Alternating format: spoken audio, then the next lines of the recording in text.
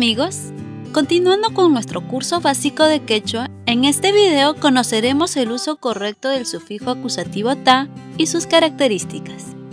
Además, veremos varios ejemplos de cómo utilizar este sufijo en diferentes oraciones en quechua.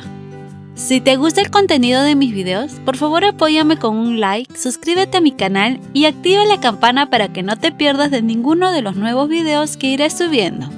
Ahora sí, ¿están listos? ¡Empecemos! El sufijo acusativo ta.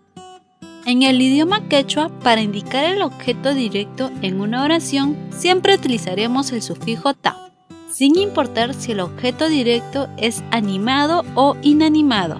Por ejemplo, en la oración ñuqa tantata munani, que significa yo quiero pan, podemos observar al sujeto, que es el pronombre personal en primera persona ñuqa.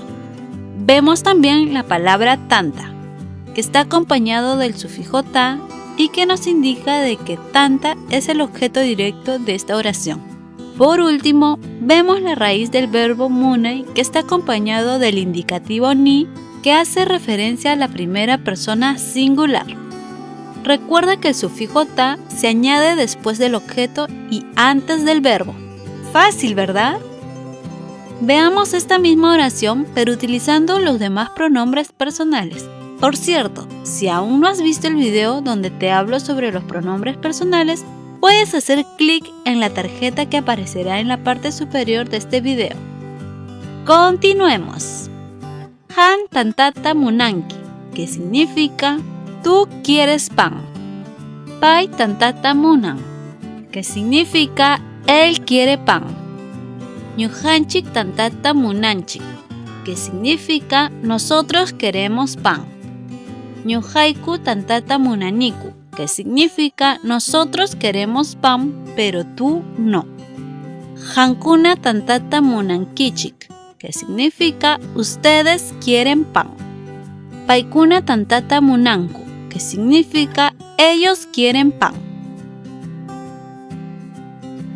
Otra característica del sufijo ta es que hace referencia al punto de llegada cuando se trata de un verbo de movimiento. Por ejemplo, wasikitan rishkani.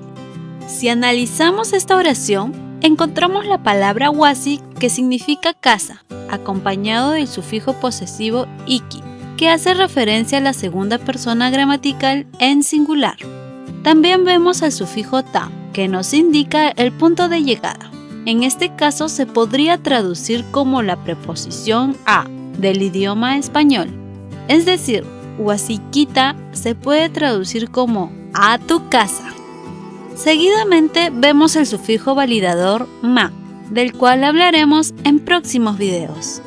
También vemos el verbo de movimiento ri, que significa ir, acompañado del sufijo de conjugación en presente progresivo eshka.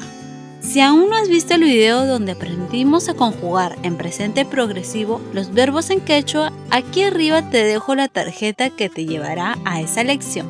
Por último, tenemos el indicativo que hace referencia a la primera persona gramatical en singular. Entonces, esta oración se traduce como estoy yendo a tu casa. Veamos otro ejemplo. Paikuna chakratan yaykushkanku. Analizando esta oración, encontraremos el pronombre personal en plural paikuna, que significa ellos. La palabra chakra acompañado del sufijo ta, que indica el punto de llegada y que se puede traducir como la preposición a del español. También encontramos el verbo de movimiento yaikui, que está conjugado en presente progresivo y seguido del indicativo de tercera persona en plural. Entonces, esta oración se traduce como ellos están entrando a la chacra. Fácil, ¿verdad? El sufijo ta también puede ser usado con algunos adjetivos para obtener adverbios. Pero, ¿qué son los adverbios? Los adverbios son palabras que modifican a los verbos. Tenemos el adjetivo quechua allin, que significa bueno, y que podemos usar para modificar a los sustantivos. Pero, ¿qué pasaría si le añadimos el sufijo ta? Obtendríamos el adverbio allinta, que significa bien y que podemos usar para modificar verbos. Por ejemplo, Han aichatan ayintan yanunki, que significa tú cocinas bien la carne. Ahora tenemos el adjetivo quechua sumaj, que significa bello, hermoso, que podemos usar para modificar a los sustantivos. Pero, ¿qué pasaría si le añadimos el sufijo ta?